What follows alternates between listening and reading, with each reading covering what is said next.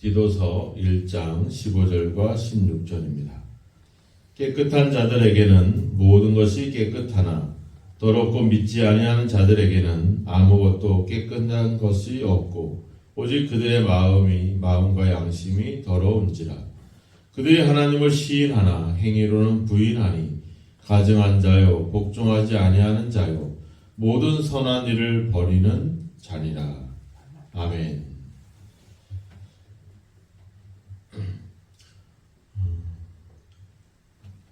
유대인들은 자신들이 특별한 사람들이라는 생각들을 갖고 있었죠. 하나님의 선택을 받았고 부름을 받은 민족이기 때문에 자기들이 하는 모든 행위들은 깨끗하고 또 자기만 민족이 아닌 이방인들은 더럽다는 생각들을 갖고 있습니다. 그리고 그것을 구별하는 방법을 바로 음식이라든지 그런 것으로 구분을 하게 되죠. 그래서 특별히 유대인들은 많은 음식에 대한 그런 것들을 가지고 있었고, 우리가 베드로의 기도를 알듯이 베드로가 지붕에서 기도할 때 하늘에서 깨끗이 하지 못한 것들이 내려왔었죠. 그래서 예수님이 하나님이 잡아먹으라 그랬을 때 나는 깨끗하지 않은 것을 먹지 않았다 이렇게 이야기를 하죠. 즉 자기의 어떤 오래된 관습과 전통과 생각과 그런 고정관념이 바로 하나님이 깨끗하다라고 하는 것을 그것조차도 스스로 깨끗하게 여기지 못하는 그런 어떤 오류에 빠지게 됩니다. 유대인들은 자기들이 할례를 받아서 구원받았다 이렇게 이야기를 합니다. 할례를 받아서 구원받은 것은 아니죠. 하나님의 선택받은 것에 대한 어떤 표시로서 할례를 주는 거죠. 우리가 세례를 받고 침례를 받지만 그 침례가 우리를 구원시키는 것이 아닙니다. 우리의 마음이 하나님을 향해 갈 때 그때 바로 순종하는 마음으로 우리가 세례를 받고 침례를 받게 되는 거죠. 그것이 하나의 구원의 어떤 과정이 구원의 어떤 절차라든지 단계가 아니라고 하는 겁니다. 구원은 이미 우리가 예수를 믿음으로 구원을 받은 것이고, 구원받은 내 마음이 내가 하나님을 향합니다라고, 하나님을 나의 구주로 고백합니다, 영접했습니다라고 하는 그런 어떤 하나의 어떤 외적인 고백, 그런 표시로서 우리가 침례를 받고 세례를 받게 되는 거죠. 그러니까 이미 믿음이 있었기 때문에 그런 과정들을 거치게 되는 겁니다. 그러니까 유대인들은 자기들의 어떤 행위로서 이렇게 구원받은 그런 생각들을 갖고 있었죠. 근데 문제는 그렇게 자기를 음식으로 깨끗하다 이렇게 여기고 있고, 다른 사람들은 부정하다 여기고 있는 생각들, 또 영지주의 이단들도 자기들이, 우리가 디모데전서 4장에 가보면 나오지만 뭐라 그랬어요? 혼인을 금하고 어떤 음식물은 먹지 말라 할 터이나 이렇게 얘기했잖아요. 그러니까 결혼을 하지 않고 음식을 먹지 않는 것을 되게 자기들이 마치 영적인 지식을 가진 것이냐 그것으로 자랑을 삼았다라고 하는 겁니다. 우리가 디모데를 보면 바울이 뭐라 그랬어요? 물만 마시지 말고 네 위장과 그리고 자주나는 병을 위해서 포도주를 좀 써라 이렇게 얘기했잖아요. 그러니까 디모데도 스스로 포도나무에서 난 어떤 그 포도즙을, 그런 포도의 어떤 열매들을 먹지 않았다는 겁니다. 그러니까 유대적인 어떤 관습과 전통과 사고방식이 디모데 속에 여전히 남아 있었다는 거죠. 그래서 포도즙을 먹으면, 저도 예전에 직장 다닐 때 이제 직장에서 검사하는데 저혈압이 나왔어요. 그랬더니 제일 먼저 하는 이야기가 술을 안 마시는데 포도주를 마셔라 이 얘기 하더라고요. 왜냐면 이제 혈압이 좀 상승이 하나 봐요. 그래서 그래서 포도주를 마시진 않았죠. 술을 이제 교회 다니면서 술은 안 마셨으니까 그거 마시진 않았지만 다른 약으로나 다른 것으로 대처하기도 했다가 이제 나중에 자연스럽게 없어졌는데, 그러니까 그것만 마시면 병이 낫는 그런 사람도 있겠죠. 우리가 그 다니엘 기도에 아프리카 선교하시는 분이 그랬잖아요. 아무런 약도 먹지 않았던 사람들이기 때문에 약 조금만 먹어도 약효가 있어 생겼다. 그런 얘기를 한 것처럼 포도주를 안 마셔왔기 때문에 그걸 조금만 먹어도 병이 나을 수 있는 그런 인데 자기가 가지고 있는 어떤 고정된 생각들 마시지 말아야 된다. 포도와 관련되어 있는 음식은 먹지 말아야 된다. 이런 선입견들과 이런 고정된 생각이 그런데 사로잡혀 있는 디모데도 은연중에 그런 삶이 있었다는 거죠. 바울이 그의 생각을 바꿔놓는 거죠. 결국 음식과 이런 것들이 우리를 깨끗한 게 아니라 15절에 얘기하자 깨끗한 자들에게는 모든 것이 깨끗하다. 결국 뭐겠어요? 이 깨끗하다는 말은 결국 예수 그리스도를 믿음으로 말미암아 죄에 대한 사함을 받은 자들을 얘기하는 거거든요. 그럼 깨끗이 하지 않는 자들은 뭐겠어요? 믿음이 없는 자들이겠죠. 영적으로 더러운 자들. 그래서 뭐가 더러워졌다 그러냐면 오직 그들의 마음과 양심이 더러워졌다 이렇게 말하고 있어요. 그러니까 그들은 믿음을 갖지 않고 믿음이 없는 자들이기 때문에 죄 씻음을 받지 못했기 때문에 그 마음과 그 양심의 상태는 뭐라는 거예요? 죄라고 하는 거죠. 그러니까 죄의 마음, 믿음이 없는 자들이 갖고 있는 죄의 마음으로 가득한 자들이 행하는 일들이 대부분 뭐겠어요? 대부분 그 행위 자체가 깨끗하지 못한 거죠. 그 행위 자체가 죄성을 가지고 있다는 겁니다. 그러니까 그 믿음이 없기 때문에 그 내면은 이미 부패하고 썩어지고 더러워졌다 이런 거죠. 여기서 이 더러워졌다라고 하는 이 메미타이안 제가 기억이 좀 그런데 메미안타인 이 헬라어 말인데 이 말은 이제 원래부터 더러운 게 아니라 더럽혀졌다 이런 뜻이에요. 그러니까 믿음이 있는 사람은 예수님의 보혈로 그의 양심과 그의 마음이 깨끗해진 거예요. 죄사함을 받았으니까 그 마음이 깨끗해지죠. 근데 믿음이 없는 사람은 사함을 받지 못했기 때문에 죄로 인해서 그 마음과 양심이 더럽혀져 있는 거예요. 마음과 양심이 더럽혀져 있으니까 행위는 어떻게 하겠어요? 행위가 올바르지 않겠죠. 그래서 16절에 그들이 하나님을 시인하나 행위는 부인하는 자다 이렇게 나오죠. 그러니까 행위 자체가 깨끗한 게 나올 수가 없는 겁니다. 이미 죄로 인해서 그 양심과 마음이 더럽혀져 있기 때문에 실제적인 예수님의 말씀으로 생각해 보면 마태복음 15장에 가보면 그 바리새인들이 예수님께 따지죠. 왜 당신의 제자들은 장로들의 전통을 지키지 않습니까? 이게 뭔 얘기나 했더니 손을 씻지 않고 음식을 먹는 것을 가지고 지적을 한 거예요. 그러자 예수님이 뭐래요? 반대로 얘기하죠. 그러면 너희는 왜 사람의 전통으로 하나님의 계명을 하나님의 말씀을 폐하느냐? 무슨 얘기였어요? 고르반에 대한 이야기를 하죠. 내가 이것을 하나님께 바치겠다라고 마음을 먹으면 이것은 절대 건드릴 수가 없는 거예요.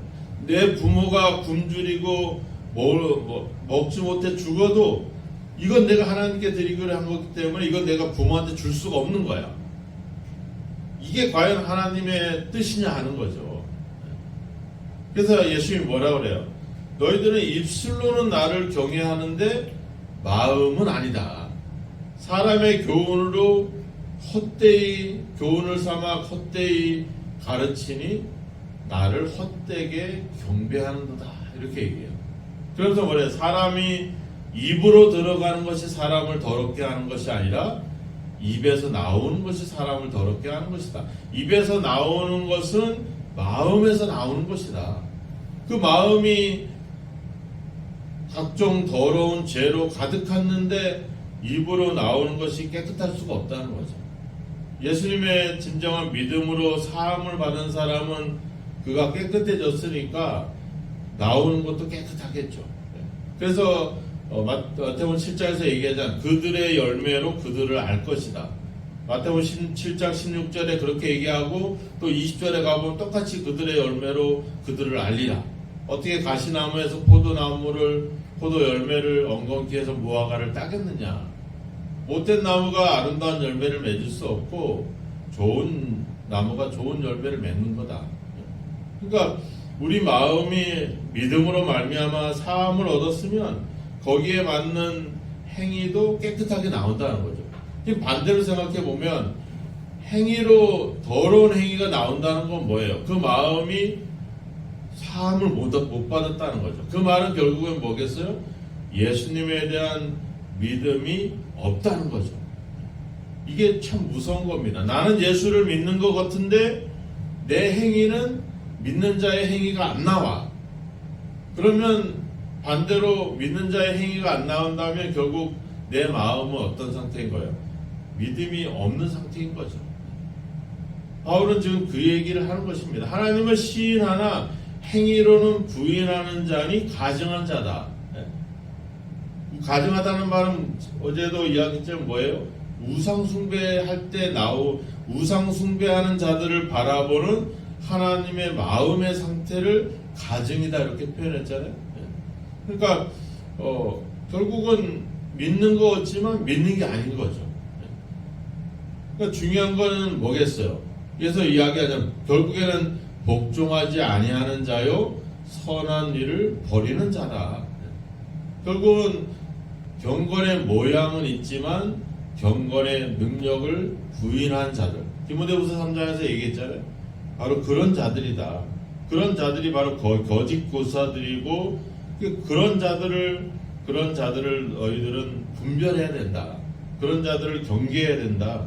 바울은 지금 그 이야기를 하고 있는 것입니다. 결국 하나님을 알고 있다라고 생각이 든다면 바로 그것이 우리의 삶으로 증명이 되어야 된다는 겁니다. 예수님도 7장 21절에 얘기했잖아요. 나더러 주여 주여 하는 자가 다 천국에 들어갈 것이 아니라 하늘에 계신 너희 아버지의 뜻대로 행하는 자라야 들어갈 것이다. 바로 앞서 10절과 11절에 거짓 교사들의 실상을 이야기했잖아요. 불순종하고 헛된 말을 하고 속이고 더러운 이득을 취하려고 하고 결국 그들의 행위로 그들이 얼마나 옳으냐 그러냐를 우리가 분별할 수 있다는 겁니다. 우리의 믿음도 믿음 있는 것을 어떻게 보여주겠어요? 야고보서 얘기하잖아요. 네가 믿음 있는 것을 보여봐라. 증명해봐라. 믿는다고 말하지만 그것을 우리가 증명할 길이 없잖아요. 결국 증명되는 것은 뭐예요? 내 행동으로 나타나게 되겠죠. 행동으로 내 믿음을 증명하게 되는 겁니다. 그럼 내가 거기에 믿음에 걸맞는 행동이 없다면 결국은 그 행동은 내 마음으로부터 오는 건데 결국 내 마음 중심에는 믿음이 없다라고 말할 수밖에 없는 것이죠. 오늘 지금 거짓 교사들에 대한 이야기를 하고 있지만 결국 우리의 믿음에 대한 모습도 한번 돌아보게 하고 있습니다.